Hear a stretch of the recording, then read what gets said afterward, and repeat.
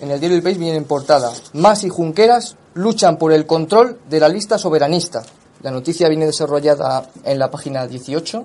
Mas y Junqueras pugnan por controlar la lista soberanista. Dice: una imputada de CDC asume un escaño, llamada Teresa Gomis. Esto referente a la noticia Cataluña. Y en el diario El Mundo leemos la noticia referente al gobierno navarro. En portada... Sí, porque son asuntos que están actualizados por las batallas que hay de banderas y de las listas soberanistas en Cataluña y el afán de las fuerzas soberanistas vascas en conseguir la anexión de Navarra. Muy bien, leemos en la página 4 del diario El Mundo, en portada no viene el asunto. El gobierno navarro impone el euskera. El acuerdo entre Geroa Bai, Bildu y Podemos favorece a los medios que emitan programación en este idioma.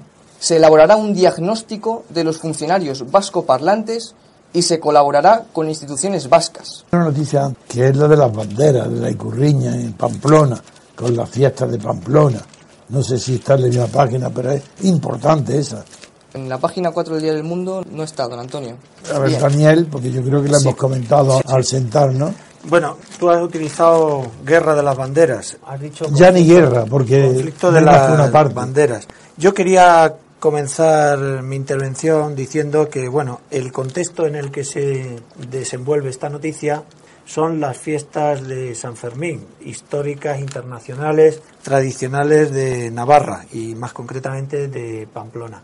Creo que habrá práctica unanimidad y digo que la fiesta es una representación cultural de todos, no es algo que se pueda patrimonializar ni por una ideología ni por un partido. Esas fiestas que popularizó tanto Hemingway y toda la literatura son una de las principales fiestas de España. Efectivamente. Se llama Pamplona, la fiesta de San Fermín, pero son una de las famosas fiestas de España, pues como la Feria de Abril de Sevilla.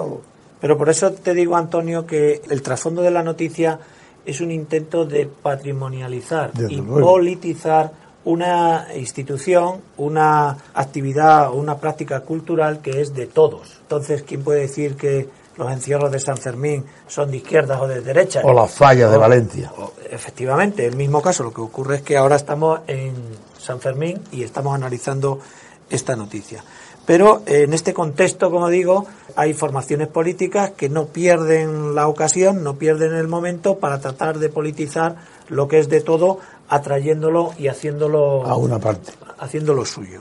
Cuando mínimamente hemos comentado esta noticia antes de abrir el programa, yo le he dicho a Antonio que quería hablar de ella, porque para mí las dos noticias, tanto la de Cataluña, la creación de esa Asamblea Nacional, como el intento de el gobierno navarro de euskaldunizar la fiesta de San Fermín, se pueden reconducir a un contexto en el que nosotros ya hemos hablado de él.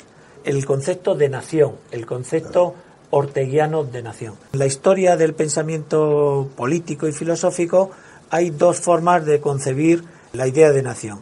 En España, la influencia de un autor conservador, como es Ortega... Bueno, conservador a final a Maduro, porque de joven era ultra revolucionario, porque joven a la reconciliación nacional, al consenso, le llamaba ¿dónde se está repartiendo el botín? Hablo de sus escritos de 1915.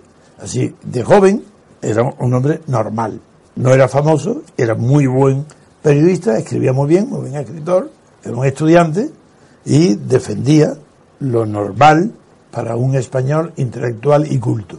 Es su vanidad tan tremenda y su frivolidad tan irresponsable la que le llevó en toda su filosofía, no solo ya a adoptar la tesis absurda de Renan de que la nación es un plebiscito diario, sino que la perfeccionó dándole un mayor rigor con la idea del proyecto sugestivo de vida en común.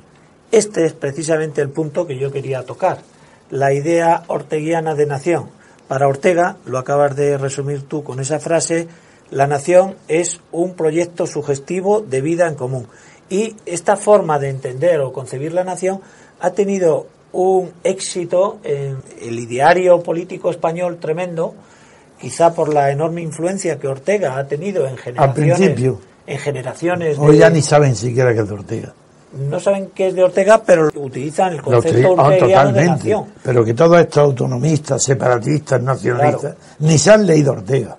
Entonces, ¿qué es lo que ocurre en el País Vasco? Porque esa idea de Ortega está defendida en la España invertebrada. Ahí, correcto, en esa hora. Que será del 32. No, España invertebrada es una obra temprana. Sí, yo creo que es anterior al año 30. Anterior al 32. Sí, finales del 20 o principios. Pensaba que era de la época de la República ya. Pero bueno, con independencia de esto, la idea de Ortega de concepto de nación como un proyecto sugestivo de vida en común nos lleva a considerar que se puede construir la nación por adhesiones ideológicas, por adhesiones personales. Es decir, los navarros en este caso, y por extensión los partidos extremistas vascos, consideran que se puede construir la nación vasca o la nación navarra a través de adhesiones particulares, extendiendo esa idea de que si tú quieres venir, claro, pertenecer a mi nación, pues ven, intégrate. Claro, porque parten de la base que la nación es un concepto subjetivo. Correcto. Porque lo importante de la palabra proyecto es que un proyecto es lo contrario a un dato. El proyecto es algo por hacer y que depende de la voluntad. El dato es algo que se te impone al nacer y que no depende de la voluntad.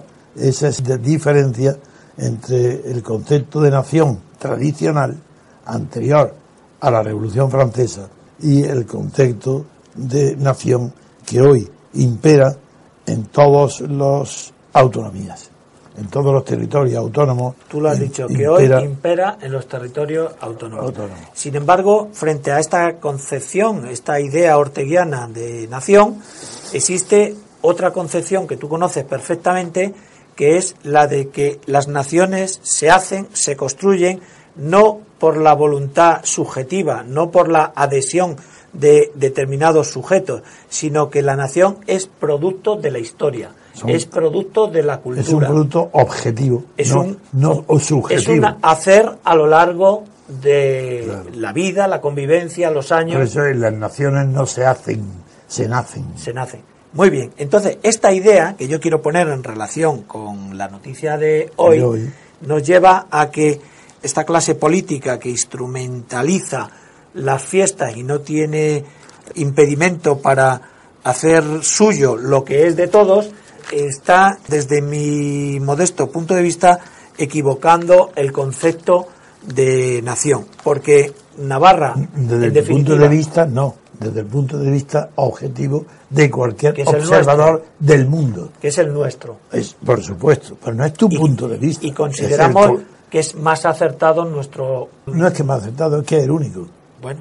Si es que es así. Claro, pero es que el contrario diría... No, del contrario nada. Esos son los disvalores introducidos en el mundo actual por la socialdemocracia.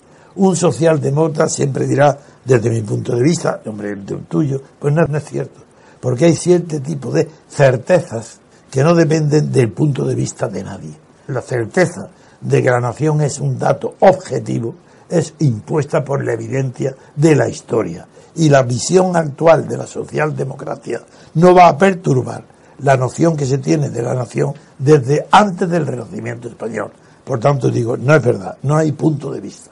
Es desde todos los puntos de vista que no sean unos proyectos de ambición para conquistar el poder, con esa idea son correctos en nuestro. Y los que dicen, como los autonomistas, los nacionalistas, los separatistas, que la nación o el país, que le llaman el país igual, sí, que se hace país y que contagia incluso a la pequeña vicepresidenta española, que dice política de país. ¿Qué significa política de país? Como algo distinto de política de Estado, política de gobierno. O no, hay ahora un tercer factor, que es política de país, y lo dice el propio PP. Esas aberraciones, política de país, ¿pero qué es eso de país? El país, el paisaje, paisanos, ¿qué es esto? ¿Es política de paisanos? ¿Eso es lo que quieren decir? Pues es lo que quieren decir. Política de paisanos. Es una catetería, un folclore. Ese lenguaje llega hasta la propia vicepresidenta Santa María, que hace unos días, dando cuenta de un consejo de ministros, dice que estaban haciendo política de país. Bueno, pues yo acepto con muchísimo gusto este matiz, esta rectificación que me has hecho, porque realmente es así. Creo que el punto de vista objetivo para el estudio del concepto de nación, el único válido. Y volviendo un poco a la noticia, tengo que decir que el trasfondo de esta noticia es precisamente ese, es decir, que las naciones, la nación navarra no se va a hacer, no se va a construir porque en el balcón del ayuntamiento se ponga una ikurriña o no se ponga. La población que habita el territorio de Navarra se sentirá o no más vasca en su foro interno, no porque los signos, los símbolos y las adhesiones manifiesten otra cosa contraria. En el mismo sentido, la noticia que nos viene de Cataluña, es decir, los dos líderes políticos de Esquerra Republicana y Convergencia de Cataluña, pugnan por controlar una lista soberanista. ¿Qué es esta lista soberanista? Venga. Pretenden Ahí está. presentarse a las próximas elecciones no como una instancia política, no como un partido político, sino con la idea de que somos la sociedad la que pretende una identidad y una independencia. El trasfondo vuelve a ser el mismo.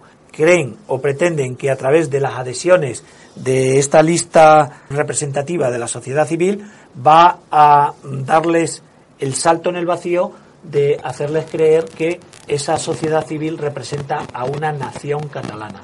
Volvemos a la misma idea. Tan acertado es lo que está diciendo Daniel, que en Cataluña se produce el contrasentido de que la prensa, los periódicos, los partidos políticos, todos pretenden hacernos creer que porque una asociación catalana se llama Asamblea Nacional de Cataluña, que no es una organización del Estado, y le llaman de sociedad civil, creen que porque eso se organice y se llame sociedad civil, Asamblea Nacional, por esa razón ya es suficiente para que la sociedad civil esté representada. Y no es verdad, es que no conocen ni siquiera, no lo que es nación, tampoco saben lo que es sociedad civil.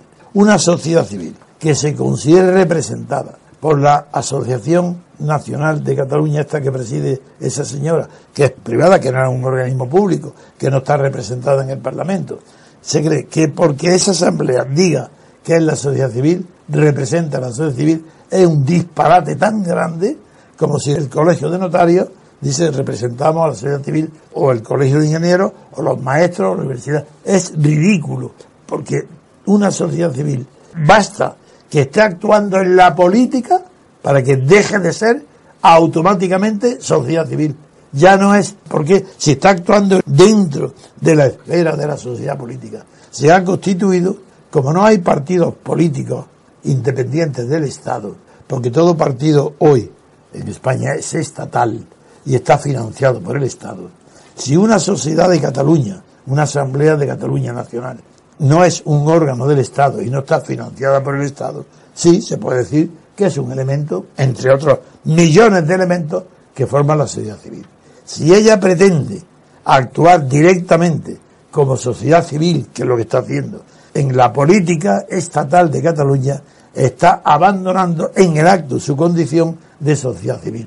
¿Y qué pasa? Como no es ni estatal ni civil, ¿qué constituye? Pues lo que se llama sociedad política. ¿Quiénes forman parte de la sociedad política? Los partidos políticos, no hay uno. Los sindicatos, ni uno. ¿Por qué? Porque están integrados en la sociedad estatal. Entonces, esta Asociación de Cataluña, en realidad, está sustituyendo a lo que podían haber sido los partidos políticos catalanes si no fueran órganos del Estado. Niego toda capacidad de representar a esa sociedad, porque en tanto que es sociedad civil que está actuando como sociedad política, no tiene ningún mecanismo de representación para actuar fuera de las personas que están inscritas y actuando en su nombre. Es decir, niego que sea sociedad civil la famosa Asamblea Privada Nacional. Bueno, yo lo único que puedo decir, con independencia de que me has pisado lo que iba a aportar, no lo sabía. que yo no lo podría haber expresado con mejores palabras. El resumen que tú acabas de hacer es lo que yo tenía apuntado aquí en el margen del periódico. No sabía que por Dios, que es que la Asamblea Nacional, y este es el resumen que yo quería aportar, no representa a la hipotética y no nacida nación catalana, y añadir también que tampoco representa al indefinido pueblo catalán. No representan a nadie, más que a ellos mismos. Los que estén allí apuntados, y los representa si están conformes a unos estatutos privados, civiles, de una asociación, que no lo sé cómo están hechos, pero no tiene más representación que los que tenga una sociedad anónima o limitada o una asociación colectiva, no lo sé. Todo ello con independencia de que aquí lo que estamos analizando o tratamos de poner encima de la mesa es la maniobra de que a través de esta asociación se pretenda hacer la representación del pueblo catalán, de la nación catalana. No solo eso, sino que hay una contradicción. Como son tan ignorantes, tan incultos, tan audaces, tan atrevidos, como están utilizando términos que no se corresponden, aquí hay algo más profundo y más grave. Esta asociación catalana, esta asamblea catalana, está negando ella misma, al pretender, siendo civil, estar representando a la sociedad, está negando que todos los partidos catalanes representen a la sociedad. Es una negación de los partidos. No había caído en eso, pero también estoy de acuerdo con está eso. Clarísimo. De manera, tú eres la Asamblea Nacional, representa a toda la... Y entonces los partidos que están ahora constituidos... Es verdad, está diciendo la verdad. Representan al Estado, representan a la autonomía estatal, pero a la sociedad no. Es decir, pero es una crítica radical y profunda, inconsciente, a la legitimidad de los partidos estatales autónomos. Sí. Eso es lo que dice. Bueno, nada menos que esa profundísima contradicción. Sí. Yo quería terminar esta noticia con la idea inicial de nación. Bueno, cuando se habla de Euskal Herria o de Euskadi, se habla de nación. Ahora parece ser que Navarra se pretende euskaldunizar. Ese es el tema de hoy. Y Iparralde, que es las provincias del sur de Francia que tienen ascendencia cultural también vasca, porque acordaros que Sabino Arana tenía diseñado una bandera, que ha resultado ser la Icurriña, y tenía diseñado también un mapa o del territorio de un hipotético estado vasco que incluía Iparralde, que eran las provincias del sur de Francia. Entonces, cuando estamos tratando de construir este hipotético futurible estado vasco, ¿de qué estamos hablando? Estamos hablando de 3 provincias, las 3 tradicionales, las 3 diputaciones forales. ¿Estamos incluyendo Navarra también o estamos incluyendo el sur de Francia? Ellos tratan este asunto como Irlanda del sur y del norte.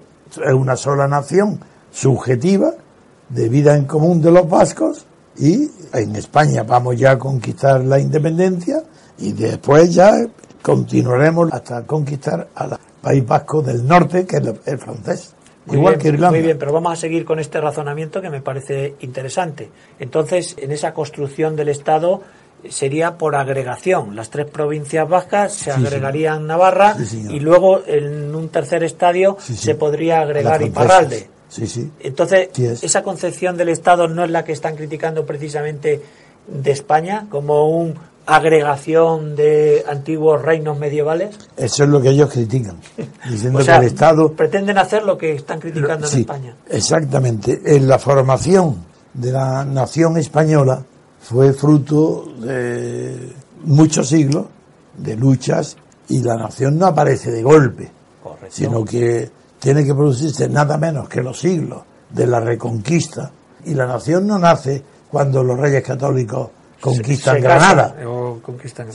Es un proceso histórico, no subjetivo nunca, histórico. Es más, sí que se entrelazan los dos, que incluso la nación francesa, la inglesa, sin las dinastías de las monarquías sería inconcebible. En Inglaterra, sin la lucha entre los Tudor, los York, no se comprendería.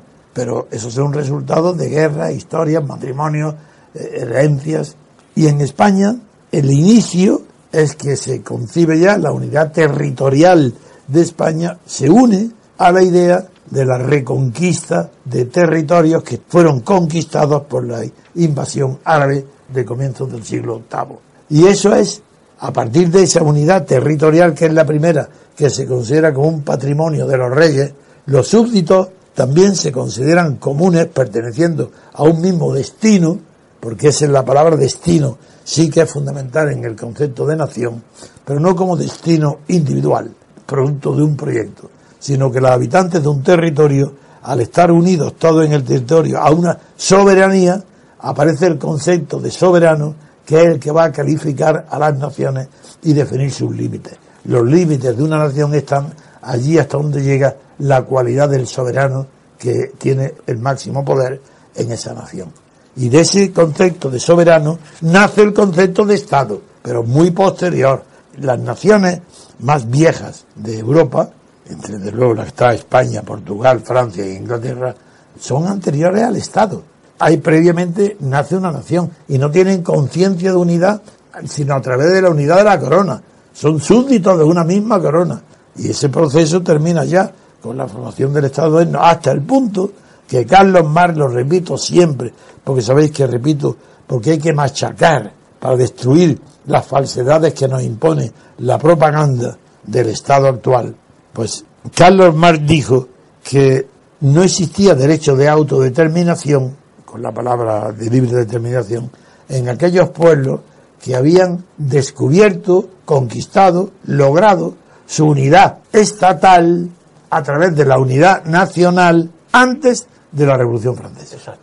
Y cita expresamente a España. La única excepción que hace es con Irlanda, y lo dice, por razones exclusivamente religiosas, admite que haya derecho de autodeterminación en Irlanda. Pues no es que yo esté citando a Carlos Marx en aquello que me conviene, no. Carlos Marx, le gusta o no le gusta a la derecha o a los olvidadizos, es uno de los pensadores más grandes de la historia. Y es un hombre de buena fe que ha escrito libros y ha contribuido al conocimiento de la historia, de la sociología, de la economía. Es una de las primeras cabezas del mundo de la historia. Entonces, ¿por qué cito a Carlos Marx? Porque el marxismo y la izquierda española han estado unidas desde que el anarquismo fracasó en España y en Suiza, en el Jura, que fueron los dos países donde triunfó el anarquismo. Pues desde entonces el socialismo de Marx tomó la vanguardia. Y los que hoy defienden la soberanía, la independencia de Cataluña, el País Vasco, inicialmente fueron los marxistas, los comunistas, que eran tan ignorantes que no conocían a Marx. Que no conocían ni sabían la doctrina de Marx.